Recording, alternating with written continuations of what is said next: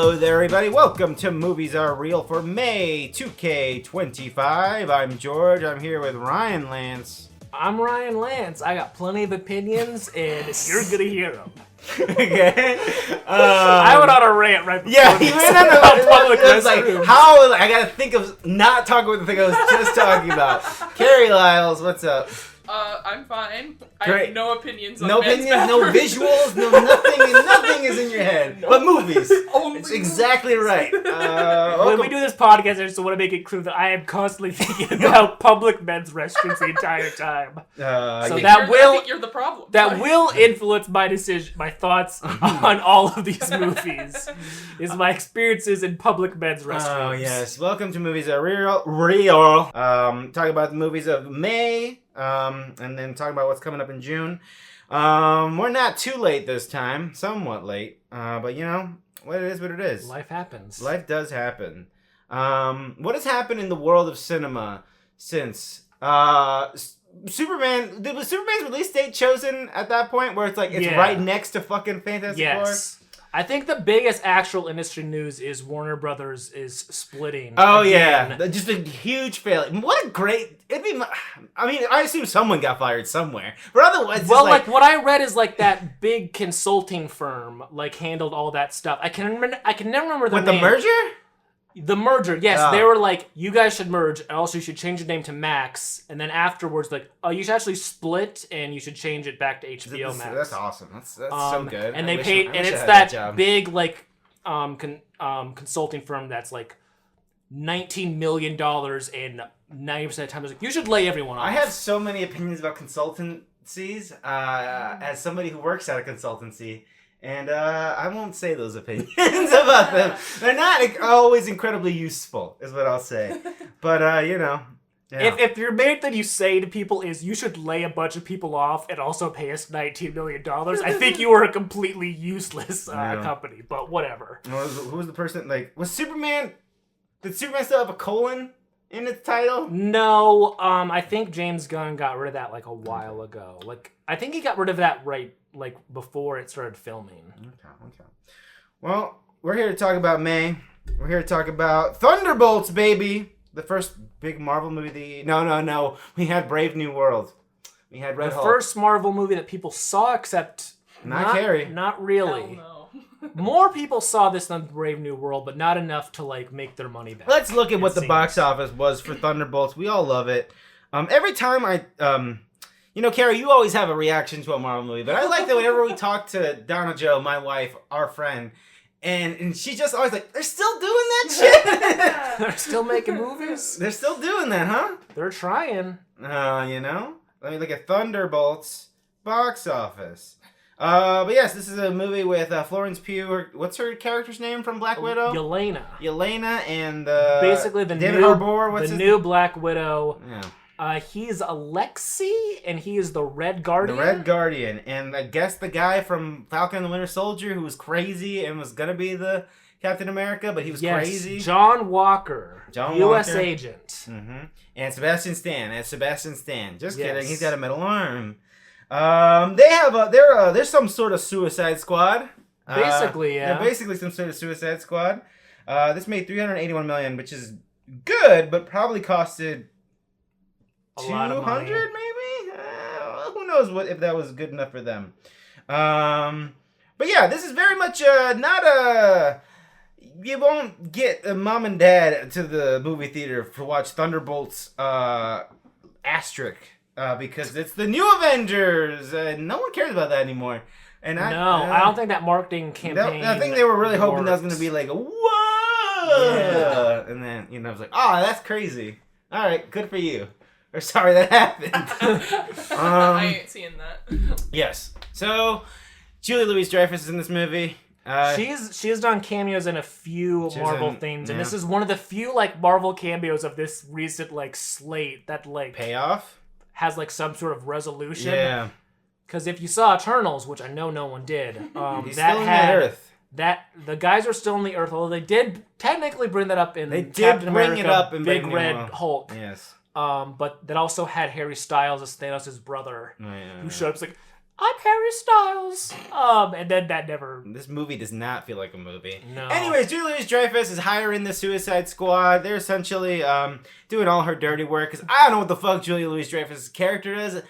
I guess she's a weird politician who sort of came in after the Avengers to sort of kind of find a new police. She's doing her own, like, military one-off S.H.I.E.L.D. type of thing. Yeah, she's trying to do like S.H.I.E.L.D. but not woke, I guess. I guess. I don't Where know. she's all like, we're going to do all this very illegal stuff. She's big, like, you know, the definition of like a marketing PR spin type of person. Yes. At like some consulting also firm, does probably. really bad stuff. Anyways, she's hiring all these nobodies like Florence Pugh's character to clean up all of the bad stuff that she's doing because people are digging around. Congress is digging around and be like, hey, what'd you do with all this money actually? And what's with these black sites? What are you doing there? Yeah. Don't worry about it. It's fine. And then the Florence Pugh and all the other ones come together because they're going to kill each other. Well, she sends them on a mission to kill each other. And then they're like, she's trying to kill us. And then they're like, what if we teamed up because there's this guy. He's kind of crazy, but he's also nice. But I think he's also, we should stop him. And that's the movie. They got to stop this guy. Who's, does he have what's his name? His name's Bob and his superhero is Sentry? Sentry. Is he a guy from the comics? He is. This was what I was most interested in how they're going to do, because... You sticking with us, Gary? So, in the comics, the Sentry was... The Sentry, love him. He was like a Superman-esque power level guy who, when they introduced him, they were like, this guy has always been here, but because of this one thing, everyone forgot, because everyone just forgot he existed. So they kind of like back retconned him into like all the classic stuff. I was like, are they going to do that? Because they basically just did all the memory forgetting thing with Spider-Man not so long ago. But they do their own thing with it where he, you know, was an experiment where they tried to make another new Captain America because they're always trying to do that. Even though it worked out perfectly the first time, you think they'd, you know, be able to recapture that a few times. But he has too many powers, but he has like some schizophrenia and they kind of make it so... his mental unbalances and stuff kind of made the super serum a little weird because for him, he has his like superpowers, but one of his split personalities has like some very uncontrollable evil powers. He's got a bad guy in him. He's got a suicide squad in him. He's got a So he kind of goes on the loose and then these guys, the Thunderbolts, they have to help stop them and all that stuff. And I will say, the effect of this bad guy, very cool. It looks like, very it's really good. Scary. It's very creepy. Like, he just it's blows people out. Like, it just essentially it's like if somebody got blown up by an atomic bomb. Like, there's just a shadow. Just a shadow only leaves that there. Yeah. It's a very good effect. It's cool. And in general, this film had very good effects. It looked good. It didn't look like shit. Yeah, compared to like a Quantumania or Brave New World. It feels like they really thought everything through and then filmed it as opposed to the we'll figure out in post type of thing, which shouldn't be a compliment, but it is. Yeah, it's very structured. Yeah, it's cool.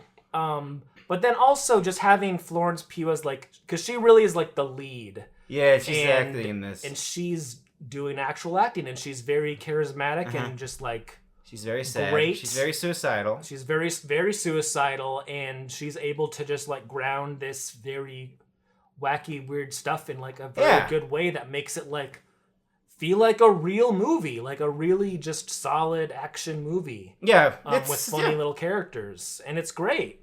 Yeah. Like, this is one of the best things Marvel has made in a very long time, which isn't saying much, obviously. It's like a solid movie. Like, it's got it's a solid motivation. Movie. It has characters. It has good writing. It has, like, the core tenets of a fine movie. It doesn't matter about the Marvel bullshit at all. It really doesn't.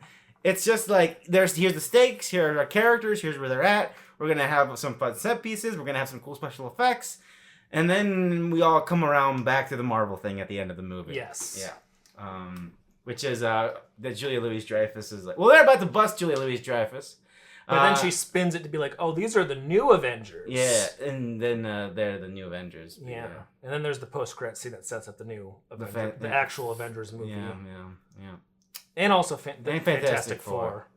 which looks good. I like the style. It looks like a movie. I'll watch it. I like Pedro Pascal. He's a handsome man. I like what's her name from Mission Impossible, blonde lady. I forget her name. Oh man, not Jodie Comer. She was in 28 Years Later. No. Vanessa Kirby. Vanessa Kirby. Thank you. Yes. And Napoleon. She was shagging Joaquin Phoenix, as I understand, in that movie. And then guy from The Witch with the super deep voice. He is Galactus. He's Galactus? Yes, which is very fun. And Julia Gardner is a female Silver Surfer. That's cool. So there's some solid casting in that, and everything looks very good. It also looks like a very thought through film. So all that to say that this movie is completely fine, and because of it being completely fine, I think it past some bottom of the barrel expectations for this movie. Be like, yeah, it's a movie. You should watch. It's fine. The original pitch, like, we're making a Thunderbolts movie, is like, oh, okay. And then, you see it's like, oh, I totally get what you were going for with that. It's just not like an inspiring thing, like when they're like, hey, we're going to make a new Deadpool movie with Wolverine. It's like, oh, okay. And then it comes out like, yeah, that's kind of what I thought it'd be. But it's like, oh, I had expectations and you went above that. So good for you, Marvel. You made a movie. So yep, that's a film. Clown in a Cornfield. Apparently after we saw this movie, everyone told me that this is a famous book. This is a popular book series, George. It's got a lot of it. I've never seen it. And then I go to the airport. What's there? Clown in a Cornfield. Now a major motion picture. And I was like, what the fuck? Anyways. The now a major motion picture. Yeah. I was like, rolling out. Fucking hell. All right. Carrie, you want to tell us about this clown? Yes. So we're following a girl who has moved to a new town. I don't remember where it's supposed to be. Small town, America. It's like fuck Kettle, Iowa. Or yeah, something. fuck Kettle, Iowa. And, something Kettle, yeah. Her dad is a doctor, and he's going to be the doctor in this new town. Yep. And we follow her journey of being like, oh, I'm in this small town now. I don't like it. And we find out about a yearly tradition based around Friendo the Clown, which is sort of the mascot of this town. Because there's a plant, like a fucking... corn syrup. Yeah, the corn syrup plant. He's a corn syrup clown. Yeah, he's the mascot of that. So they have a celebration every year, and it's a tradition that they have a big parade and everything, and everyone celebrates with Friendo the Clown, and then the kids of the town have a tradition where they have a big barn burner party after the celebration every year. And they go to that party this year, but things start to go a little wrong. Yeah. Start to go a little bad. And all the old folks, and by old folks I mean just adults, are a little weird. They're a little set in their ways, and they're all like, I don't like these youths dabbing around and fucking, yeah. And then hijinks ensue, and by hijinks I mean people get killed because these clowns are everywhere, and they don't like these kids. This movie was all right. It's a fun movie. It's a fun time, yeah. I don't understand how this is a series of books that became popular. I don't understand it, but I don't read books, but I never thought of like a slasher movie become a book series. Exactly. I just never thought of that. Yeah. I guess people want it. Yeah, and it's also like it's not groundbreaking stuff. It's a cornfield. We got a clown in it. I think it probably did well. It's a YA novel, so it's got a little more of a wider accessibility, because there's lots of people who are older who read YA books, but there's also a lot of children who read YA books as well. But I don't know, and the author has a pretty, I guess I don't know if his presence is large or if I just follow him, but he always posts videos talking about his books and his new releases and goes to Barnes & Nobles and signs copies of the books. And so I think it just was one of those books that got lauded by the horror book online space, and a lot of people were talking about it and reading it. And they're nice, quick, easy, fun reads. There's 3 of them so far as I know. I've only read the first 2, but yeah, I enjoy them. We all know that I love clowns. Yes, I'll say that, like, it does feel like a YA thing. It does feel like, Little Jimmy's first slasher movie. It feels like an Arnold Stein book, yeah. It's all the very, like, basic kind of stuff. And once, like, a certain thing happens, it's like, okay, it's very obvious, like, who the killer or killers is and what their motivation is. Right. even though that reveal won't be for like 30 more minutes. And there is nothing wrong with that. It's just because that's what it's trying to do. But it's still a nice little thing, and this was a Shudder thing, if I believe, and I would be totally cool if Shudder just popped out a few more of these based on the sequels. I don't know about that, but I'll watch them. It was just a nice, fun thing. Yeah, it's totally fine. I think our teens are totally fine. I like the lead actress, all right. I like the whole bit with the guy that she's going for, and then the other guy who's just that was fun. This is another solid movie. You can watch. I mean, if you're, I guess I could see someone being bummed out if they wanted a bad. It's not bad. It's completely. No. It's not really like you could goof on it, but you'd be stretching a little bit. Like it's completely competent. It's totally fine. Yeah. It knows what it's doing, and it's not trying to reinvent something. It's just like this is a YA slasher movie. Yeah. So if that sounds good, then you'll enjoy it. But I think for a Shudder original, if you're a big Shudder head and you have that subscription, I think you'll enjoy it for what it is. Or if your flight is delayed to Nevada, pick up Planet Cornfield and at the what's it called? Get that quick read. What's that fucking called? I couldn't think of the name of those little places called. Anyway, Hudson News. That's what they are.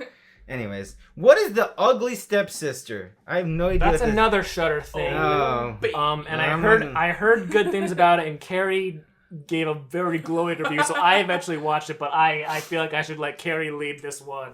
So this is a Cinderella movie, but we're coming at it from the perspective of one of the ugly stepsisters. Oh. And it's a Danish movie, I believe, and basically we follow, it's a lot of the same beats as the Cinderella story that you know and love, but maybe a little more of some of the more fucked up stuff from the original fairy tale. Which is something that here's one thing that I felt bad about myself is I could tell this is doing the Cinderella thing, but it wasn't until a while. Until someone literally called her Cinderella. Until someone called her Cinderella, I was like a bit you are literally just doing Cinderella. I thought this was all alluding to some other ugly stepsister. Listen, because because Cinderella's one of the oldest goddamn books it's like ever. A trope. So it's you don't know. Sure. I assumed it was spin off of all those. It was oh no, we're literally doing the public domain book from the perspective of this other character. But the perspective that we take is it's the same sort of setup where they're marrying into this family, but we're coming at it from a more sympathetic standpoint from the ugly stepsister, air quotes, point of view, where her mom is really pressuring her that they are they're gonna be destitute after the dad dies. They're we don't have any money, you have to marry the prince. So they start doing all of these old-timey plastic surgeries on her and sending her to reform school, and it's just very disgusting and very fun, and I really liked it. I thought it was very stylistically fun. When you watch the trailer, you're oh, this is very The Substance, and it kind of has, you could tell that they were going for a similar sort of, theme, but I really enjoyed it, and I think it's really cool. And it's very, very squirm-inducing. Yes. I had possibly the most physical reaction to a gore thing that I've had in a long time during this movie. Assuming it was, the egg... the egg thing? It was the payoff of that combined with another thing that was happening on the screen at the same time, which each of those elements individually, I would have been that's fine, but then being all together both at the same time, I was I can't handle this. Oh, well, people really like this movie. It's very good, and the gore is really disturbing, and her performance is really good, and there's great music in it, and there's great sequence. I really enjoyed it. Yeah, there's a lot of sympathy for this character where, she's doing all this stuff, and my whole thing the whole time is I know that this kind of stuff had to happen back then, and we also had to figure out how the plastic surgery type of surgeries worked, but it's just crazy in the 1700s be I think this will make your nose look a certain way, and people were just okay, sure. It's I have no trust in that is how you would make a nose look a certain way, or that's how you should installed new eyelashes or stuff like that. It just I would seems get that procedure done. It seems crazy to me, but it's like, oh, it's the 1700s. We have nothing else going on. And that's the kind of stuff where it's like, oh, old-timey surgeries. Oh, we are just purely guessing here. And then there's like a lot of stuff where, you know, you there was like one part where you think someone is like, you have a lot of potential, and like you think, oh, this person actually like believes in this person, then she like offers her another surgery-esque, and it's like, oh no, everyone's so fucked up in this world, and this sucks, and also yucky. Also, ew. Okay. And then if you know the original story of Cinderella, you know, you can assume that is going to be the big payoff for this character of her doing this thing. It's also the things poster. that happened to the ugly stepsisters in the original. Okay. Which is something that like I forget because like we're so used to the nice Disney version. Not the Brothers Grimm. The Brothers Grimm. Those fucking brothers. Those sickos. Those fucks. Okay, well, great. I just looked at the poster for this and I was like, oh yeah, I saw a Blu-ray for this. And I was like, okay. I was like, what is that? Nice. Good to know. Speaking of another Blu-ray I've seen, Nicolas Cage's The Surfer. I know nothing about this. Like, Carrie, I assume you wound up watching it? I did. It has Nicolas Cage's The Surfer. I rented it online. I watched it at home. It is a movie that is about him, Nicolas Cage, and his son going to Nicolas Cage's childhood beach in Australia. And he's like, I used to surf here all the time. It's going to be great. But then once they try to go to this beach, there's a gang of locals there who are like, don't live here, can't surf here. And they like are threatening Nicolas Cage. And I love Walking Tall. From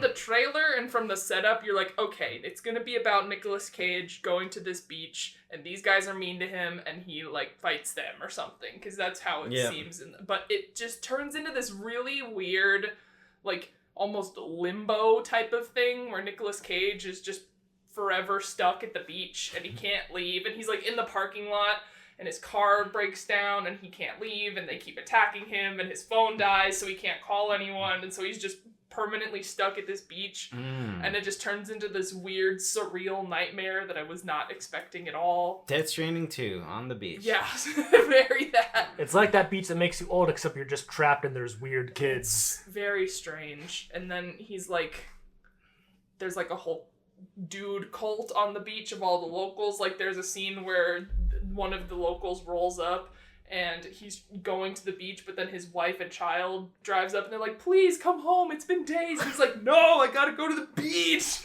Like this movie. It's a very weird movie. I didn't dislike it. It was like, this is interesting. This is not what I thought it would be. It wasn't what I was... I should have known, though, when I looked at the director, he also directed that Vivarium movie, which I never saw, but I was like, oh, that's very this. Very limbo, trapped in a weird place. Things are happening. That's a movie where I've had a few people be like, Ryan, you've seen this movie, right? It's like, yeah. And it's like, that explains it. It's like, explains what? That I never asked about it's that. Like, and he's like, also, he's like going through a divorce, and he's finalizing the divorce, and there's this house that overlooks the beach, and he's like, I'm totally gonna buy that house, but he has to make a call with his business manager to allocate the funds, and it's just very strange. Everything keeps going wrong for Nicolas Cage while he's trying to buy the house on the beach. Okay. So, and he doesn't really, I know a lot of people will watch stuff hoping for, like, the Nicolas Cage moment. It doesn't really have that. It's got a couple instances where he does very funny things, But if you want something just for that reason, I don't think this would be your best bet. He doesn't really do that much recently. There's no like Nicolas Cage. Cage Been like out a of that, decade, maybe. Yeah. Well, I mean, he did that movie a couple years ago called Long Legs. Well, yeah, he was doing that. But that Sympathy for the Devil movie. Oh with the fucking guy from what the fuck is his name? Fuck ass America man from Suicide Squad, the soldier guy. Oh. But he has a very funny meltdown scene in that movie. But that's the most recent one I can think of off the top of my head. But yeah, not Jai Courtney. Not Jai Courtney. Yeah. The guy, the soldier guy who was assigned to them. Oh my god. Well, it doesn't matter. It does not matter. Joel Kinnaman or something. Oh, I think that sounds right. Oh, was it? Okay, fine. Just do that. Let's just say that's right. Okay. So Surfer, it's another fun man. So many. It's a movie. It's very fun. I'd say Clown in the Cornfield is more fine than the Surfer, but the Surfer is way weirder than Clown in the Than what Cornfield. you expect. Okay. Yeah. So that's interesting. It depends what you're in the mood for. Okay. And now let's talk about one of the best By movies the of the titles, year. by the titles, you'd think it'd be the opposite. Yeah. But no. Sorry, George. No, it's okay. We're talking about one of the best movies of the year. Final Destination Bloodlines, the 6th Final Destination movie. It's back. I was sitting probably in this podcast chair a year or two ago being like, why haven't they brought back Final Destination? That seems like easy money. And it turns out I was 100% right. And not only that, they gave me a great movie. Thanks, George. Yes. Set up for this one. It's a lame kind of legacy sequel where it's all like a new movie and all the other stuff also happened and it's connected somehow via this. And it's like, okay, whatever. But that doesn't really matter because holy shit, I watched this movie in Montreal, Canada after I lost my passport. Oh God. Yeah, that was the thing. I think I left that hard out. I lost my passport that morning. Oh no. And so I had to go on a journey of getting my passport. And it was all worth it because I saw this movie in D-Box and it was incredible. This movie, like all the Final Destination, all the good ones at least, and there's even one that's literally about a roller coaster, but it feels like a roller coaster ride when the big inciting incident's about to happen. It's like, oh, is it going to be like, this thing's going to go, oh, no, this thing's like, oh, this guy's dancing over here. It's like, I love juggling knives. It's so fun. And then, no, it's not that guy at all. It's just guy being like, oh, man, I got to pick up a phone. Whoops. And then, yeah, just the Rube Goldberg machine of nonsense that happens.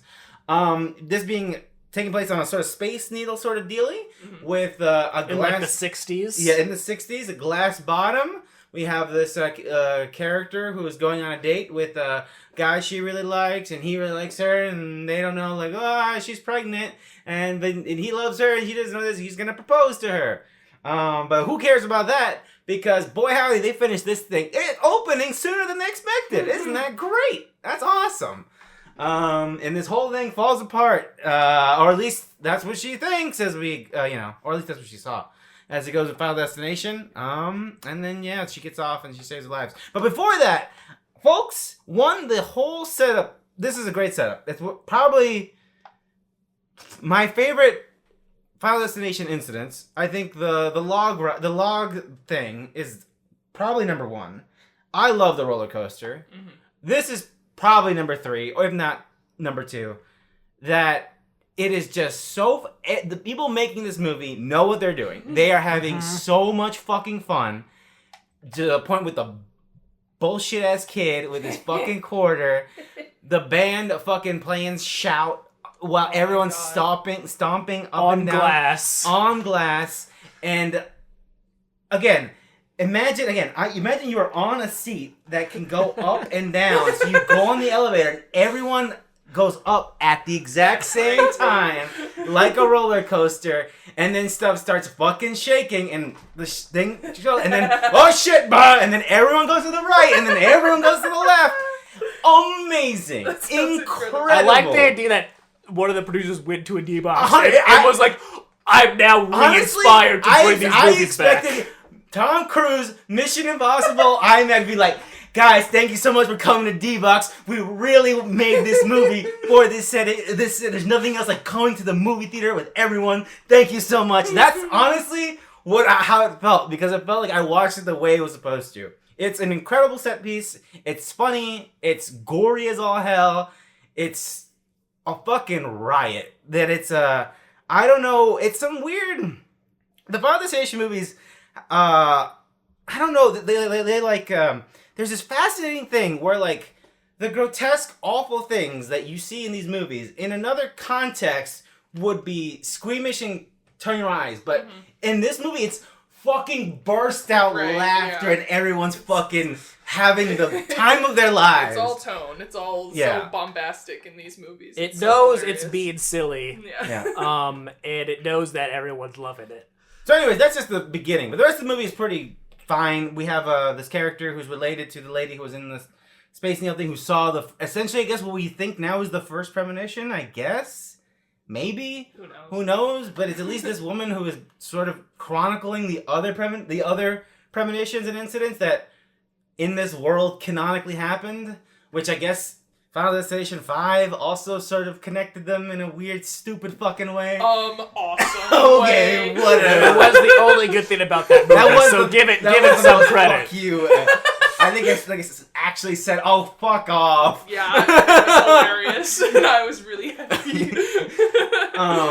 But anyways, we have a cast of characters again, and I think the story is fine. Again, it's the cast of characters, and it's the way that the movie makers know what movie that they're making and the way they play with them and subvert your expectations as the viewer. It's perfect. And also has a sense. The characters themselves have a sense of humor. It's awesome, and it never feels cheeky to me. Or it's kind of cheeky, but it's not annoying. It's not like a Scream level. We know what movie we're in. It's like nodding at the audience, but it's not like hitting you with elbow. I mean, like yeah. It's not a there's a does point where they look at the camera. No, but there is a little bit because the main character like basically learns the rules and can see it. And, like, there's the one bit where, like, she basically says exactly how a death will happen, and then it literally happens exactly as she said it. Yes. And we have characters who are talking to death. Yeah. As a physical character. I mean, they are a physical entity here. Be like, oh, I fucking got you, motherfucker. Yeah. Yeah. I think that's, like, the best thing about this one is, like, for even, like, the good Final Destination ones, there's always, like, characters that's, like, that character's really annoying. Yeah. And, like, when they die, it's never, like, as good as, like, you want it to be. Like, I rewatched 4, and, like, the worst character on that one is, like, the obvious racist, like, the comedically racist person. And all that happens to them is they get set on fire. It's like, come on! You could have done so much more with that person.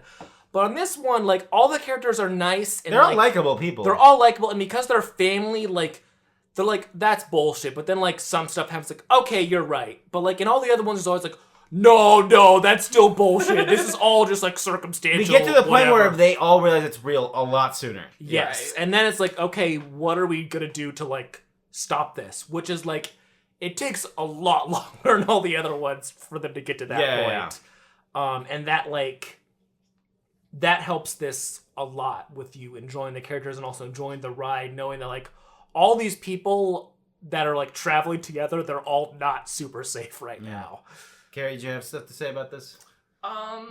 I really enjoyed it as well. I was going to touch on Tony Todd appearing in this movie. Yes. It was so moving and so, like, emotional and gut-wrenching, but so beautiful. And watching it felt like everyone in the building, in the set, knew what was happening. And it turns out, yes, we knew what was happening. Yeah. Yeah, because from what I heard, the director just kind of, like, they had stuff written, but then they gave him a couple takes to just be like, just kind of riff. You know what is happening. You're Tony Todd. You know what this character would say at this point. So a lot of what we see is him just sort of pontificating about life. Very and Log the value Woman of in life. Twin Peaks: The Return. Exactly. Very that. Yeah. Like, they know that they're in this place, that they don't have a lot of time left.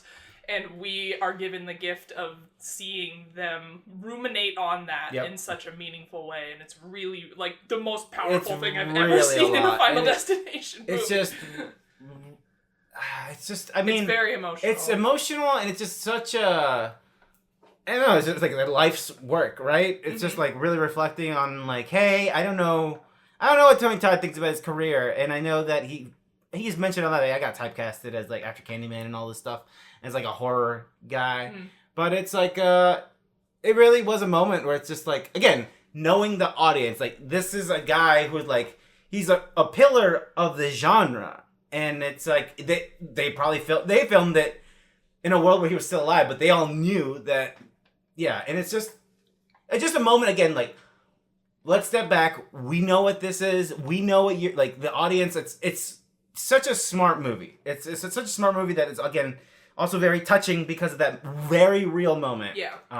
It was also that they added, like, actual, like, context to, like, his character and his role in these movies for the first time.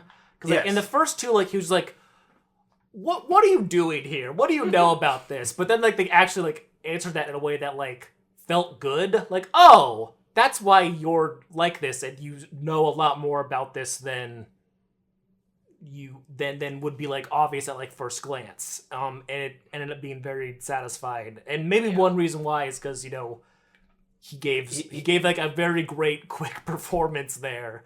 But yeah. Good stuff. Man. Yeah, I think I loved this movie. It was exactly what I wanted it. And the box office of it is like 300 million almost. Like, this is such a crowd pleaser movie. It's exactly what everyone wants. Yeah, I think I'm not super high on the lead actress, but whatever. I think the ending is great. I think, it's so fascinating that when you make one of these movies, it's like, listen, we gotta do the ending the way we do it all. Like, we gotta do it. And it's gonna be ridiculous, and it's gonna be bloody and nonsense, and everyone's gonna leave the theater feeling great about themselves, and it's so weird! But yeah, I love this movie. Big fan. Good stuff. Yeah, I felt the same way, kind of like the way I felt out of Saw X. Yes. Or Saw 10, whatever you want to call it. But yeah, Destination Bloodlines. Check it out. Again, I'm so sad. Again, I'm very like, I watched The Godfather in the fucking movie theater like on opening week. Watching that movie in D-Box was just incredible. Again, made losing my passport pretty alright. Yeah. Anyways, friendship. You got Tim Robinson, baby, and Paul Rudd. They're best buds, or are they? Ryan?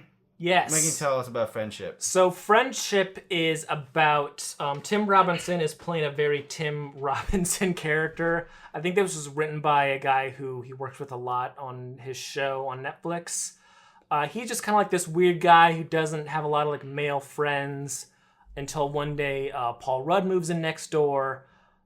They talk a little bit and they kind of like hit it off. And they like they start having like a really good like close friendship together, and then Paul Rudd introduces him to like more of his friends, and it's clear that he's not great in like group settings in like a very bad way. He's got a lot of neuroses, we can tell, and he's like trying to be the guy, but he just comes off bad. Yes. So then takes it too far. So then, you know, Paul Rudd's like, "Hey, listen, that night was really bad, and I think we should take a break on this whole friendship thing." And Tim Robinson, being someone who you could tell has never really had close friendships, is like completely loses his mind, basically. And it just unravels his entire world, and he just ruins his marriage and his relationship with his son and his work just to try and understand, you know, what happened with this one friendship. It's completely a movie where you have to enjoy his type of humor. Carrie and I saw this opening night, and it was a pretty packed theater because it was all Tim Robinson heads, and they were all really loving it. Really the ideal situation to be watching this type of movie, because like I like his humor, but I don't really watch his show and know like a crazy much about him. But it is, if that's the type of humor that you're into, this is 100% of that, and it does it very well. My one main thing with this is like, he's so unhinged and crazy, and I'm just like, how have you made it this far in life? How is this the breaking point? How are you married to Rudy, Kate Mara, and have a son, and like Fan-Forstick fame, of wig fame, and have like this high profile job, and like be this like unable to adapt to human culture. And I thought at first they were gonna like have it be like everyone in this world is like weird, because like there's that bit at the beginning, it's very funny, where like his wife and his son are talking, and like they kiss on the mouth, and he's like, "Are you guys kiss on the lips?" And I was like, "Oh, everyone in this world is gonna be a complete psychopath." It's a bottom's verse where everyone's a psychopath. But then that's the only real case of anyone else like matching his creep level. It's like, oh, okay, you're just crazy, and that's fine. You know, that was like my one. It was like, oh, if everyone was weird, and he just like took it too far, then that'd be one thing. But yeah, very solid. Has maybe, I'm not going to spoil it, one of my favorite jokes in a very long time. It's a big thing in movies that have, like, the drug trip scene, and, like, I've never cared for those just because they're all basically the same. Vibes, but this one is so funny. It's so funny. And, like, actually, like, I thought about it for a long time. It's actually very clever, because, like, his trip is him in, like, a normal world behaving like a normal person. Yeah. Essentially. Because that's what he wants. His world. That's his idealized world. But he doesn't realize that he wants that sense of normality. Yeah. And it's great. It's a very great joke, and I would recommend seeing the movie solely for that joke. Yeah. But yeah, Carrie, you're more of a Tim Robinson head. Oh, yeah, Anything else you'd like to add on? I just really enjoy his, like, frenetic, crazy, manic style, and he's always just on the edge of screaming at something. But I've seen some people saying that his humor doesn't work in, like, a long form, and I disagree. I thought it was very funny. This movie was hilarious, and I cannot wait to watch it again. It's such a weird odyssey nightmare neurotic trip. It's crazy. Yeah, I've heard some mixed things of it, but I really enjoyed it. I think it is solely like if you're into his brand of humor and if you think you could withstand his sense of humor for an hour and a half. Just like my mom was saying that she might go see this one, and I was like, I don't think you're gonna get anything out of this, because it's like, it's weird and it's surreal. She doesn't really like that much. It's just this guy being this guy, and if you don't know that guy, he just seems like a really weird guy. Like, why is this guy like this? So yeah. But so she didn't wind up seeing that one. Okay. But it's a fun movie. But yeah, if the trailer like does anything for you, I think that's all you need. Yeah. Is like, okay, that will answer whether or not this will be for you. If you're like, I can't handle that for an hour and a half, it's like, okay, then you're okay watching the best ofs on TikTok or whatever the people do nowadays. Mm-hmm. All right, friendship. Man, they made another Fear Street movie, and I had no idea until I saw... Because Netflix sucks at everything. They're a terrible company. What are they doing? I don't know. What's happening? This man has a Netflix games pin set at his house, and he's saying... from you! From you, so when I'm walking around town, which I do often, people are like, whoa, big Netflix games fan here. Listen, Netflix is my, I think you should leave, the Tim Robinson show. Yes. Netflix is my I think you should leave machine, and my Bo Burnham inside machine. That's what I use Netflix for. That's totally fair. Also, whenever someone does see that pin, they're like, Netflix games, what is that? It's like, oh, they have games now. And they're like, what? Since when? It's like, like 2 years. You're paying for them. Yeah, you are paying for them actively. I tried to play a Netflix game, but my phone is too old to download the app that interacts with the thing. So I was like, oh, I can't use this. So anyways, this movie, not written by anyone involved. Not written by anyone involved. With the first, or directed. It's based on a different Fear Street book. Prom Queen, which I might have. And if you can't remember, in 2021, Netflix had a trilogy of films, Fear Street Part 1, Part 2, Part 3, all set in different time periods, but had an interconnecting story. And they were very solid for what they were. Very Clown in a Cornfield, where for what this is, it's really for what this is, it's really solid, and it's a fun thing that, you know, Netflix being the company that they are, probably only they could pull off, and they pulled it off fairly well. But that one, they only picked it up. They didn't produce That's the craziest part. They didn't. They stumped, like anything good. They accidentally, did something solid, which is the way they do anything solid nowadays. But yes, they picked it up. It's set in the same universe. It's set in the same fucking town. Fear Street is right over there. Gonna go hang out and walk around over there. And it's about it's so weird. It's about a prom, and it's set like a little bit after Fear Street Part 2. Okay. But they don't really bring it up. They're like, this town's a little weird. So it's 70s or 80s? This is 80s. So 2 is, Yeah. So early 80s, okay. But they don't really bring it up. It's just like, all these girls are running for prom queen. And this one girl, like, she has like some history where her dad died and people think her mom did it. But there was no evidence of that. But everyone makes fun, like, oh, your mom's a killer. And so, That's the most Fear Street setup for a thing ever. Yeah. I think I read a different Fear Street book that has that same setup. Yeah. But that's this movie, and and it has like the mean girls types who are all, you know, running for prom queen and make fun of her and all that stuff. And then the prom night's happening, and then suddenly there's a killer who is killing all of the girls who are running for prom queen. And then the reveal of who it is very obvious and also very like uninspired, but it's also just like, I don't really understand why this person is running for prom queen, and also I don't understand why these girls are popular. Like, it's just weird. Like, you see these girls, like, these are the most popular girls in school, and I'm like, these girls? Like, they just have nothing, like, they have no wow factor. Je ne sais quoi. It's weird, and I don't know how to describe it. off. It's just like, you don't. I look at you, and I feel like you could also play the protagonist of, you know, the awkward girl, but you're the mean girl. And it's weird. I don't know how to describe it. I don't know why I pictured Ryan in like a panel of judges, like talking to the ladies. Like, I see what you're doing there, but I don't fully believe it. I don't get it. I don't get what you're doing. But this movie just sucks. It's just not good. It's so uninspired. It's trying to be very modern Scream, where like they're poking fun at it. All the cliches stuff, but they're just kind of doing the cliches, and occasionally there'll be like a surprisingly gory kill, but like, because everything leading up to it just sucks. You're just like, that does nothing for me.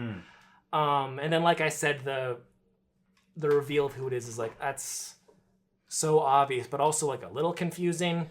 It's weird and just like not enjoyable, like in any way, which sucks because like the other Fear Street movies like all had like solid cast, and this was just like, what are we doing here? I forget they exist because they only exist in Netflix. They don't. Yeah, which is a pretty cool thing that happened back in the COVID days. What was I gonna say about Fear Street? I don't remember. I was probably gonna make fun of you, Ryan, that you continue to watch this Netflix slop. I don't know why. I don't know why. It's only every once in a while I'm just like, what is the most powerful company in media making, and why is it always bad? Like they put like these incredible directors like in contracts where like, you're only gonna make Netflix movies now, and even then it's like not great, and it's like, oh, now it sucks because Guillermo del Toro is only making Netflix movies now, right? And it's like, well, that sucks. It's like, now there'll never be a physical release of Glass Onion. It's like, that sucks. Why is that? Why are you doing this? I wonder if Guillermo wrote in his contract that he can do a Criterion list, because he's done the Pinocchio thing. But I don't. Is Prince Frankenstein next year? It's this year. This year, yeah. Me. Again, I had no idea. It's weird because like he can do that, but like David Fincher, who's been trapped in Netflix for like 10 years now. You tell me there's not a physical version of Mank? That's got to be a thing. I think there's a Criterion. There's probably one, but no one looked. So. Yeah. Okay. But I think he had a thing where, there was some famous director. I think it was Mike Flanagan, who was like, he was trying to get Hush for the longest time. And they're like, we're not gonna. Netflix was like, we're not gonna do it. And he's tried to do physicals of. Well, Hill House other shows. Hill House and Bly Manor both have Blu-rays. Those are Paramount. I have the double pack. A double pack of them. Yeah. But then he tried to do with the other ones. They're like, no, we're not gonna do Those that. are produced by Paramount also, so that's why. Which is so infuriating. They're like, just like a limited. If you do a limited run and partner with someone, it will sell out because there are people who want that. So I don't understand their weird fascination. It's not about making money. It's about Netflix being number one, baby. Yeah, because if you buy the Blu-ray, you'll delete your Netflix. Exactly. No one will do it because like the kids, they're like, I have my giant TV, but I have to watch Netflix on my phone. Anyway, these stupid kids, I hate them. Was it better? They also had fucking David Lynch in a fucking contract, and then he fucking died and he didn't make anything, and that pisses me off too. Oh, hopefully somebody get the payout out of that. Anyways, was this better or worse than Prom Night 2, Mary fucking Lou who. Mary Lou Prom Night is great. I know nothing about it. I know nothing original about it. Prom I Night love that was movie. super boring. I and haven't seen nothing. the original. I've only seen Hello Mary Lou Prom Night. I think it's a very weird subtitle for a sequel to Prom Night. It's very odd. Yeah, I was just like, what? I don't know who that is. That's because they just made a completely different movie. Who the hell is that? Exactly. That's like, why? Okay. Yeah, it's a banger. So, Okay, I think great. you should watch him out. Okay, great. All right. Cool. Good to know. Anyways. Mission Impossible: The Final Reckoning, folks. New Mission Impossible movie. This is Dead Reckoning and Final Reckoning. I think are the most expensive movies of all time, with a $400 million budget. Mainly because Tom paid everyone during the strikes. They had to do reshoots as well. Well, the first one was delayed because of COVID. And then they were doing 2 parts, right? And then the actor strike happened. Yeah. So that was made the whole budget up and crazy. Did you all see that outburst of Tom Cruise? That Christian Bale-esque, "The fuck are you doing?" Tom Cruise had a bit of that where somebody was slacking off, and he just had a moment where he exploded. I feel like I remember hearing about it. Where he's like, "I'm on the call with lawyers every night. Everyone's job depends on us. Our movies." And he's not wrong. But I remember hearing that, but I don't remember fully. He was fully in the right. Whatever this guy was doing. It was pretty good. But anyways, here we are. All that money, all of that time for a movie that I'm here to report that anyone else see Mission Impossible the Final Reckoning. No. Okay. We all remember The Entity. Do you remember The Entity? Is that the AI man? Yeah, the AI man, the keys you can the AI man. Yeah, Haley Atwell's in the movie. And Palm Clement, I don't know how to pronounce her last name, but she's in Guardians of the Galaxy. We love her. Anyways, it all resulted into a movie that has some of the most insane visual set pieces I've ever seen in a movie, practically. That is just unbelievable. Why are you doing this? This is insane. And the most mid movie ever. Damn. Kind of like the first the Dead Reckoning Part 1, where these 2 movies just don't have, structurally, story-wise, they're just like, motivation-wise for our characters here, that's just, it's just not there. And this one specifically, because it feels like because the first part, Dead Reckoning Part 1, didn't do so well. And this one, they really spell it out, like, because they're like, we can now assume that people saw Dead Reckoning Part 1, so let us explain everything over again. Whereas, like, Tom Cruise, you are the only one who can stop the entity because of X and Y that happened at the thing over there. Do you remember that? He's like, I do remember that, and that is why. But then also it has Tom Cruise jumping off a fucking plane and in the middle of the Antarctic Ocean, and they just somehow happen to... He lands exactly right underneath the submarine that he needed to be to. And everyone in the world's like, I don't know how he did that. That's crazy. Do they pick out the stunts and then try to write the movie around them? Yes, 100%. That is what they do. They start with the stunts. And that's funny, but it's also like... It's mostly worked out. Alright, I'll see you guys at Applebee's. Fallout's incredible. Mission Impossible Fallout is amazing. But yeah, this movie's just whatever. It's sadly... It's got some great moments, and it's just a very fine movie. And it's a disappointment, but especially because it doesn't feel like they're not committal at it being the last one, but they kind of they ended the fact like, if this has to be the last one, I guess this is an ending. But it's all like, okay, whatever. So it's fine. Watch Mission Impossible 6 or 5 or Top Gun Maverick again.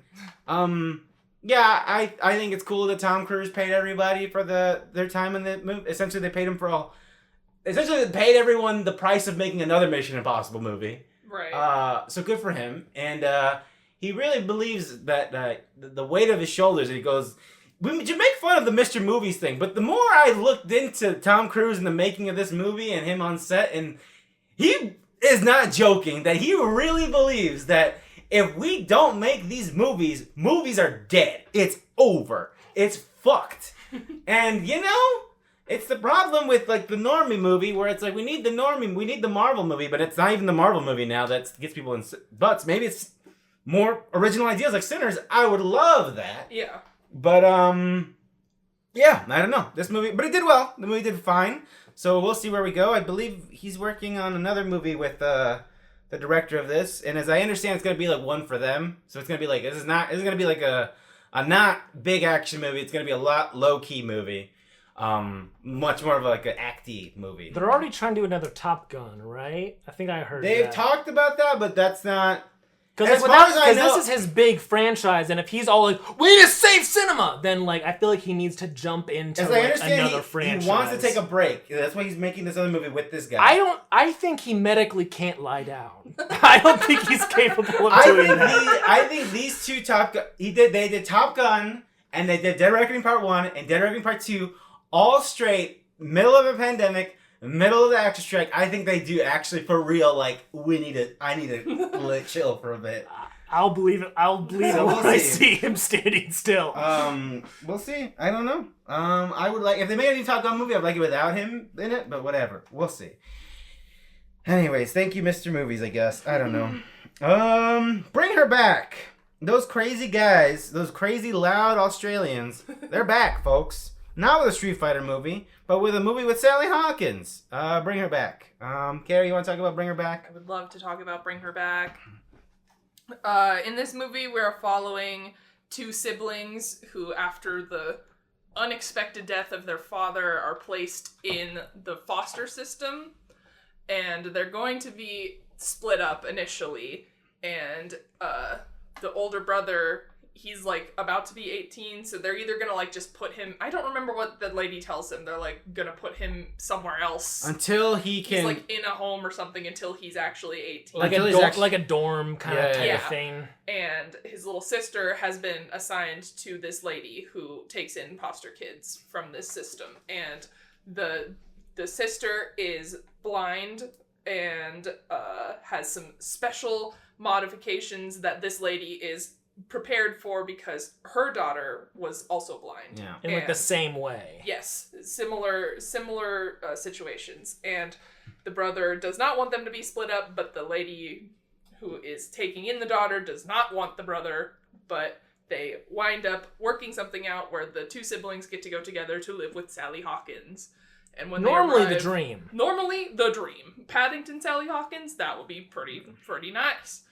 But once they arrive, she seems nice, everything's kind of good, but there's also this other child who's living there that they weren't expecting, and that other child seems a little strange, but it could just be some trauma that child has experienced, and so they're trying to be kind, but things are suspicious. More so to the brother than the sister. Yeah. The sister seems to be adjusting well, but Sally Hawkins and the brother have friction immediately, and it doesn't really ever ease up. Mm-hmm.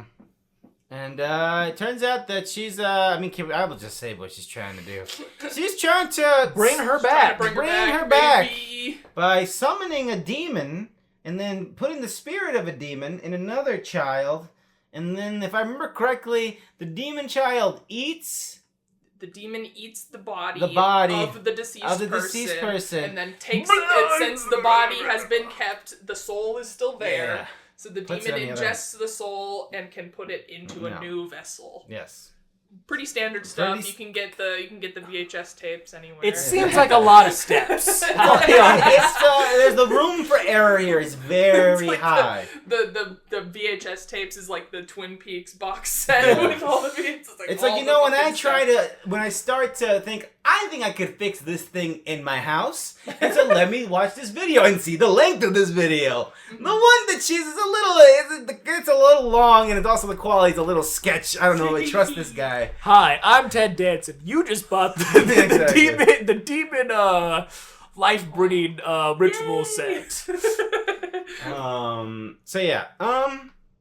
Yeah, I don't know. Carrie, what'd you think of the movie? I really enjoyed it. I thought it was really cool. I really, really loved...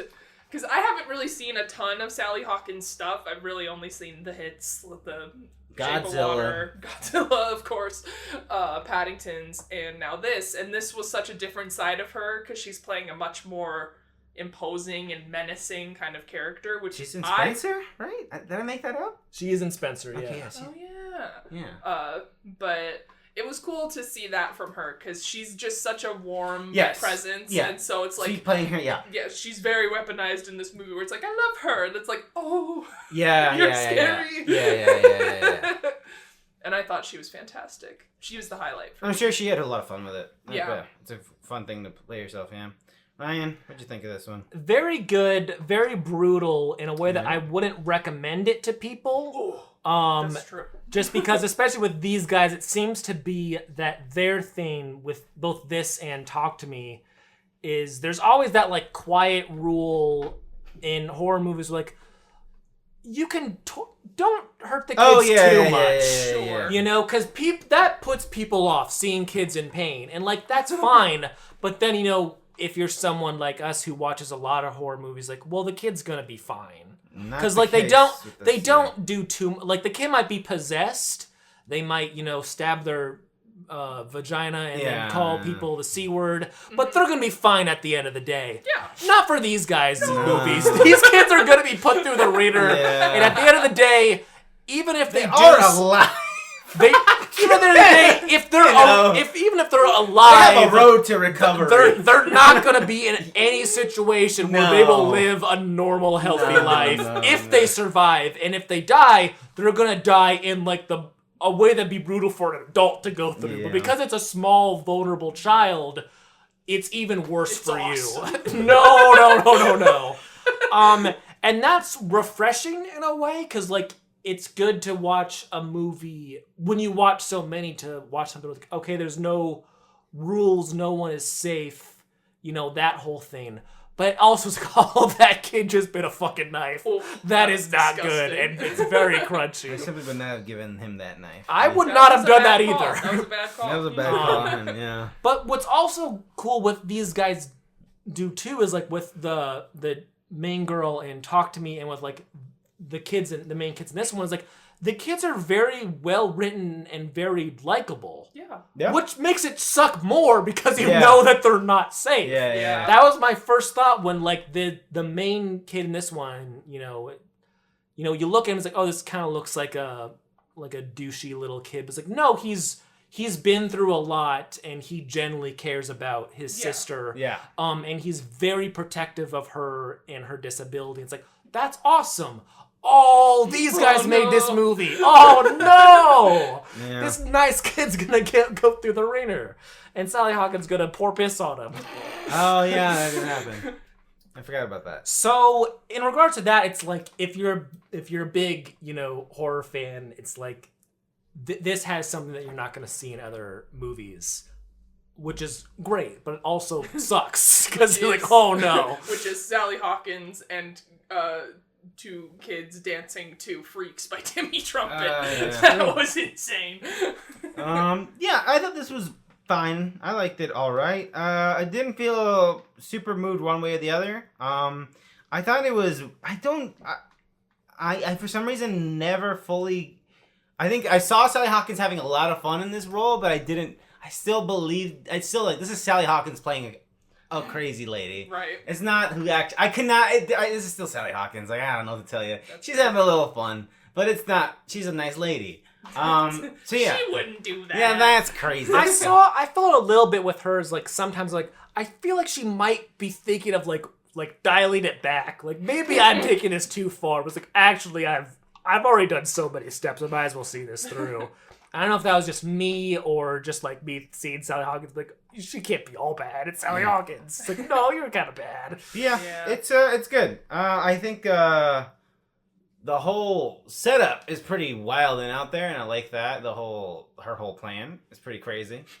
Yeah, I think this is a good horror movie. Good weird thing. I liked it a lot. Good weird thing. Yeah. Good weird thing. Anyways, June, baby. By the time we're recording this, we're halfway through June.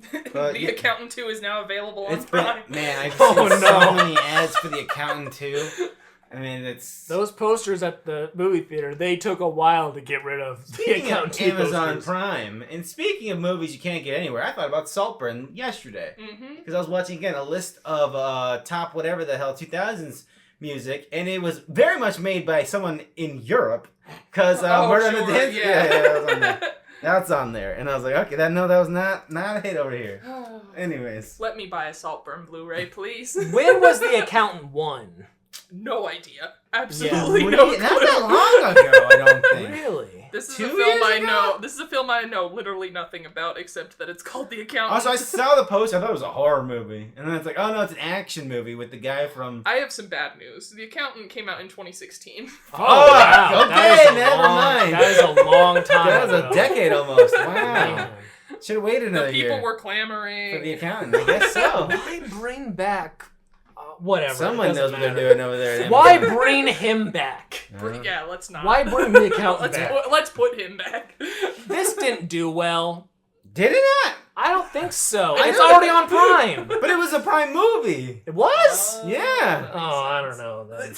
Again, someone at Prime is like, what if we made a sequel to A Simple Favor? Like, what if The Accountant too? That tracks, I guess. They just have like, they just got a finger for like, this is a movie that's... Saltburn 2. Where else can this guy come?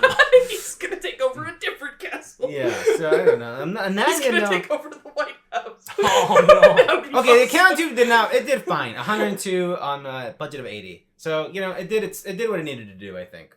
Anyways, Thank goodness. The Accountant 2. We had our guy on the numbers, the accountant. Dangerous Animals. That was the Jai Courtney shark movie. Shark movie, that me and yeah. Ryan were gonna go to, and then both kind of went, nah, I don't feel Yeah. like it. And is this the last movie with one Ray Liotta in it? Oh, maybe. Ray Liotta is in this. No. Don't make me feel bad for No, not seeing never mind. it. Google AI lied to me. Okay. Don't What? look- I was like, I think you are getting. I think he was in. Google. Well, he was in Cocaine Bear, and that was his. That was it. like one of the last ones. That was So another movie Google- about a dangerous Google animal. AI was like a dangerous animal. You say? What about a bear on Cocaine. cocaine? So, anyways, this was a movie you almost watched. But Yeah, yeah. Jai looks like it'll Courtney be fun. like gets people on his boat and then like He's a serial tortures killer them. that feeds people to sharks. Yes. Or doesn't. I remember when I brought up to George that we were seeing this, that I was like, Oh, yeah. I don't know if he actually does anything with the shark. I don't know if this is a There are Mandela sharks. effect No, thing. the Or I sharks just are assumed there. there were sharks. There's not like a specific shark. I don't Okay. think. I didn't get the vibe, but I think the sharks are just like part of the setting, and that's what. But they're not, he's that's not his like. murder weapon. Yeah, okay, I don't know. Whatever. That's what I think. I could be wrong. There's no way to know! From the world of John Wick, Ballerina. Same week as me and Exactly Carrie the were same gonna thing. see We were like, a we're movie. gonna have a triple feature. We didn't do We that. saw one movie. We didn't add the other movie to this. Oh yeah, to the June. Venetian scheme. The Oh, Venetian yeah. thing, Whoops. the new Wes Anderson. We saw that. We'll did talk about see it. We'll that talk one. about that Talk next week. about that. But we did not see, and we'll probably not see for the world of John Wick Ballerina. Probably not. I heard this didn't do great. I bet their Match numbers. quotation. very- Also, Lionsgate's only had stinkers recently, so they're Yeah, behind. well, you know, that's why they like let's give up on making Saw movies because we clearly can't make them anymore. Well, I bet So they were fighting for their life to keep it. I bet. Probably. Yeah. I mean, it's the house. Saw literally made their house. They were not anybody until Saw. 100 million. That's not good. That's some spicy bomb. That's even like putting like 100. just so you guys know, it's a John Wick movie, Ballerina. That's not even that worth. doesn't That doesn't even cover sending Anna de Armas to See, fucking kung fu training. This is what happens when we put a bunch of ladies in our John Wick movie. Exactly. That's why we put this hot lady with a gun. That's definitely the problem. I hate that. Why can't big tough men have guns Yeah. and take their shirts off? The You know, Accountant movies 3. for real men. Anyways, that's a bummer, but you know, whatever.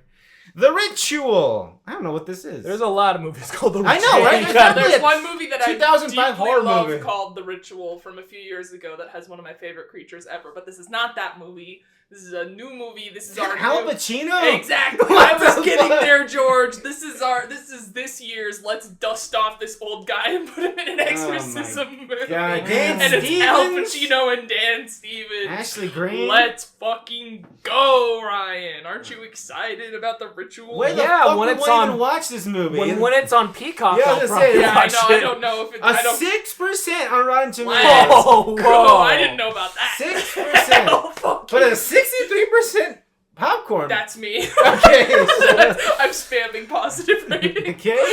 What I see, this is going to change my life. I'm like, please keep putting old men in exorcism movies for no reason. What the hell? Please keep having Hollywood elites have their last hurrah in Exorcism. movie's very funny.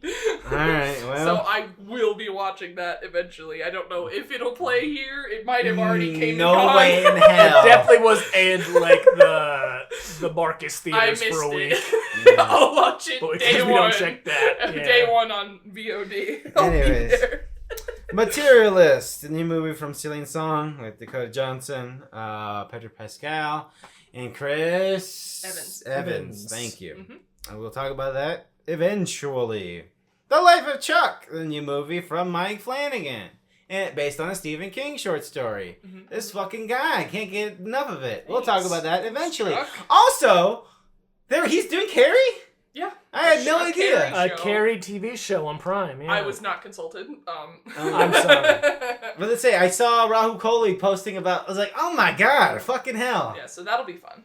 Jesus I'm Christ! excited for that. All right, well, there you go. How to Train Your Dragon live action.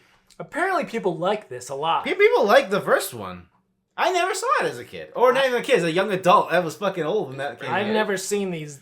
It's not something that I like have a lot of fondness for. I totally watched it and then never watched it again. I don't Okay. think. But I heard people really like this live action one. But people And that really like surprises me. people really like How to Train Your Dragon. That's weird. Stop it. Yeah. I don't know. I don't get it. Elio, This baby. is a Pixar? This is a Pixar one, I think. I don't know if it's Disney Animation or Pixar, but you know they're very confident because the main poster for Elio's got like Stitch in it coming out for some reason. As in, like, you know Stitch? He's vaguely kind of associated, but as in we're the same company that made Stitch. Anyways, I don't know anything about Elio. I have no I idea. also know nothing No, about it. No idea. No desire. Anyways, 28 years later, again, we'll talk about Danny Boyle's 28 years later. I don't like what's his face in it. Aaron Taylor I'm Johnson. not a fan of that man. Yeah, he's not very good. You don't need to worry about Okay. that in this movie. Don't worry. I like him in Tenet as a character. He's a guy who's I feel was born to be a character actor and is somehow the leading man in a lot of Yeah, movies. he's too hot. I guess. Yeah. Allegedly. Allegedly, I Says saw the a Giorgio Armani fucking ad with him, swimming like, looking all pensive and looking out into the distance. And be like, people like this guy that much? What? Do enjoy him people quite love a lot. What? Are you serious? I think. That's Why? what I don't know. He's in Godzilla. He didn't do anything. George. Just kick ass. I guess he's pretty good in that. Anyways. It's very easy to be hot and loved in Hollywood, I guess. I guess. Jesus Christ. I think he just has like that default like handsome look that like I think I'm like a regular woman would be super into. I don't know a single regular woman. I'm sorry. I just know Carrie, and as we know, she loves old crazy men as exorcists. No offense, Carrie. I love you. I'm so sorry It's that I've okay. warped your perception. I don't know what women like. Oh, man. Anyway. I talked to him at the bars like Mads Mikkelsen. I'm like, what? They're like, He's like, what oh does that fuck. mean?" I mean, Jai Courtney. What? Fuck. I thought I named a normal one. That's your barometer of normal. Like Jai Courtney. I love Jai Courtney.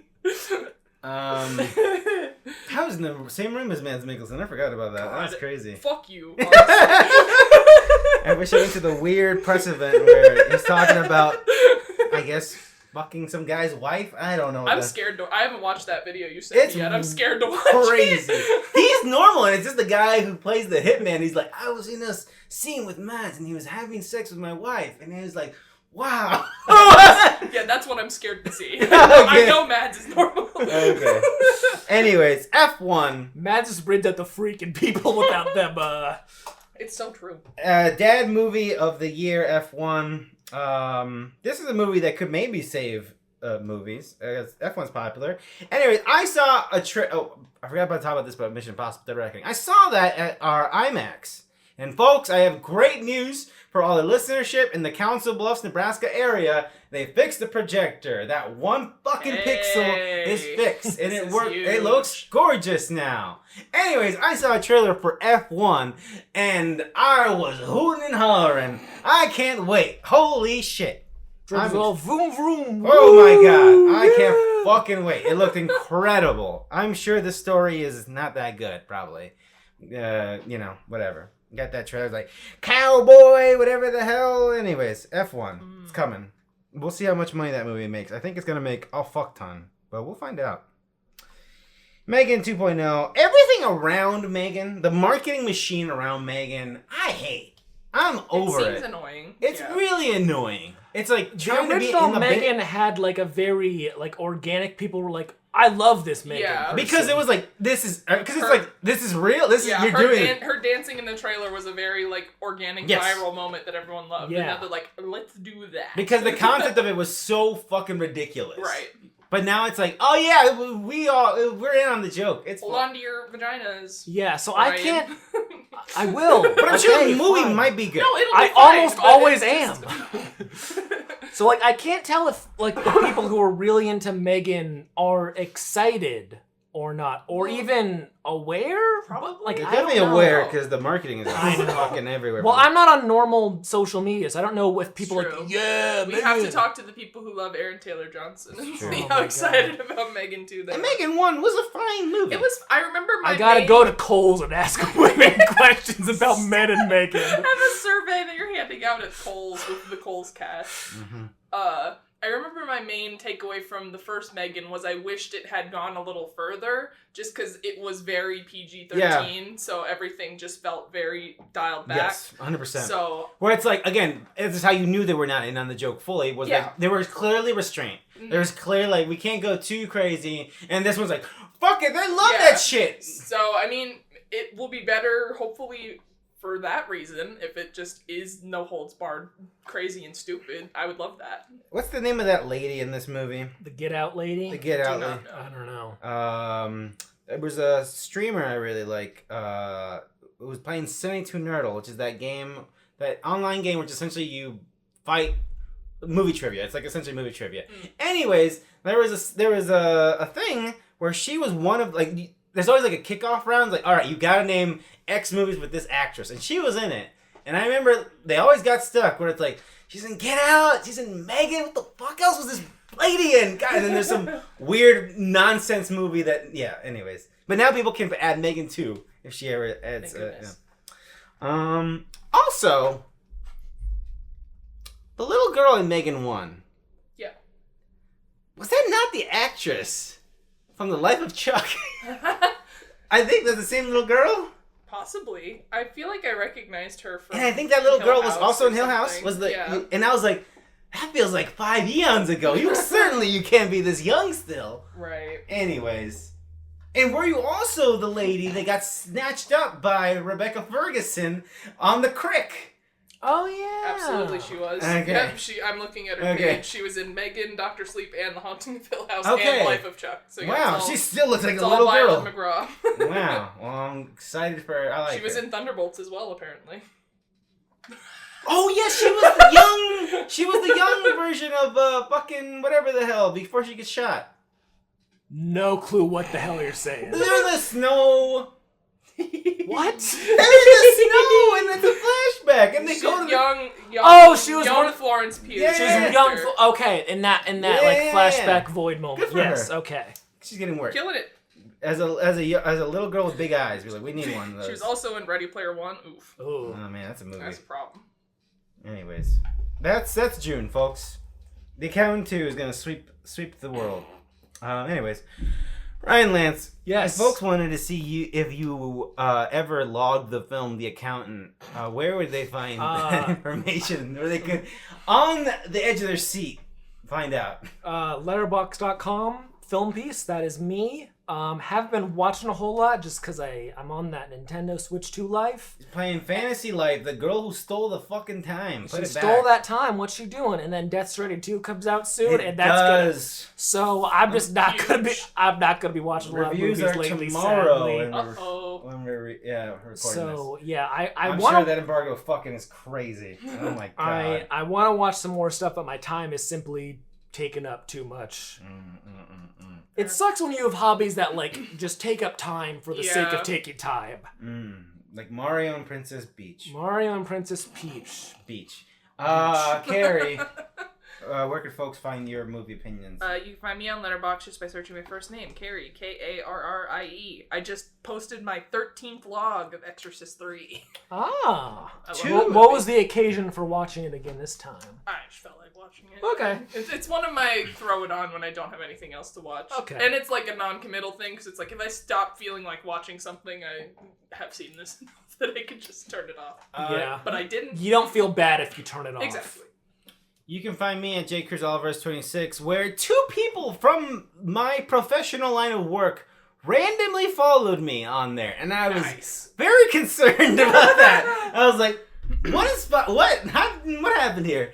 Anyways, I've just been, and it also doesn't help that I've just been watching garbage, because the last movie I logged was fucking a movie called Gas Pump Girls, which is the most Sean Baker-ass movie in the world, but apparently Sean Baker has not logged it. But anyways. Get on it, Sean. Yeah. So now you're afraid to not post as many horny watches because people from your business. I mean, you gotta know what I've been on a big trash watch, so yeah. Okay.